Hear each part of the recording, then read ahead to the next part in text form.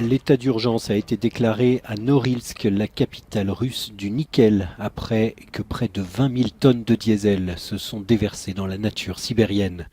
Le combustible était stocké dans un immense réservoir destiné à l'approvisionnement continu de la centrale en cas d'interruption de l'alimentation en gaz. La fuite a commencé il y a 2 jours et ces images montrent l'ampleur de la pollution. La raison exacte de cette fuite n'est pas encore connue, mais c'est l'affaissement du permafrost qui est évoqué.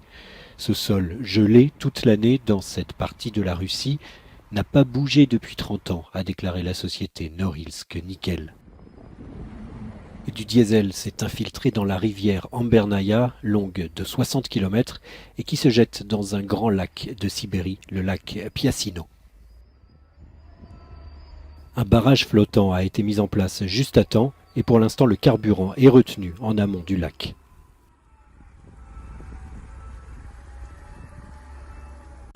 Une rivière pourpre, visuellement c'est spectaculaire, écologiquement c'est une catastrophe. 20 000 tonnes de diesel se sont déversées dans cette zone très isolée et marécageuse de l'Arctique russe.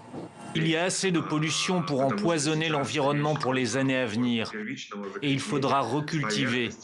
Et puis, nettoyer prendra des années. À l'origine de cette pollution, l'effondrement de ce réservoir. Le producteur du site met en cause le réchauffement climatique et ses conséquences sur le pergélisol, le sol gelé en permanence. Actuellement, selon les documents que nous recueillons, nous ne pouvons que supposer que probablement à la suite d'années de températures anormalement douces, un clivage du pergélisol pourrait se produire et il pourrait se produire un affaissement partiel des supports sur lesquels se trouve ce réservoir. Une explication qui ne convainc pas des experts russes de l'ONG WWF qui estiment l'entreprise coupable de négligence. Un responsable de la centrale a été placé en détention. Des milliers de tonnes de carburant coulent dans cette rivière du Grand Nord russe. Une catastrophe environnementale obligeant les autorités locales à décréter une situation d'urgence. C'est une zone isolée, il n'y a pas de transport routier ou ferroviaire. Il n'y a donc aucun moyen d'amener un grand nombre de bateaux avec des réservoirs vides pour pomper le carburant. C'est toute la difficulté. Des barrages flottants ont été installés pour contenir la pollution avant qu'elle n'atteigne un grand lac en Sibérie orientale situé à quelques kilomètres de là. La fuite est partie de cette centrale thermique, menacée par la fonte des glaces causée par le changement climatique. Un choc dynamique puissant s'est produit, provoquant l'affaissement des piliers. Une enquête a été ouverte pour contamination des sols.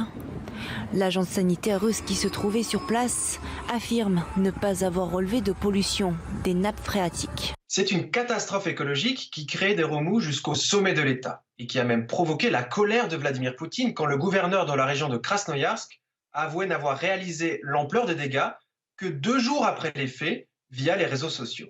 Le président russe, très mécontent, a rapidement recadré le patron de Entech, l'entreprise incriminée. Pourquoi les agences gouvernementales n'ont-elles été mises au courant que 2 jours plus tard?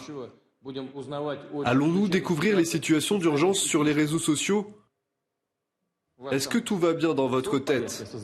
Dans la foulée, Vladimir Poutine a décrété l'état d'urgence afin de mobiliser plus facilement les ressources requises. Car les dégâts pourraient être importants. Ce sont près de 20 000 tonnes de diesel qui se sont déversées dans la rivière locale. Et les opérations de nettoyage s'avèrent compliquées car la rivière en question n'est pas navigable car trop peu profonde et en plus éloignée des routes, d'après le gouverneur de cette région qui s'est rendu sur place en compagnie du ministre des situations d'urgence. Ce dernier a cependant déclaré par la suite qu'une solution a été trouvée pour récupérer le carburant. En attendant, des barrages ont été installés sur la rivière pour éviter que cette nappe rouge ne descende plus en aval.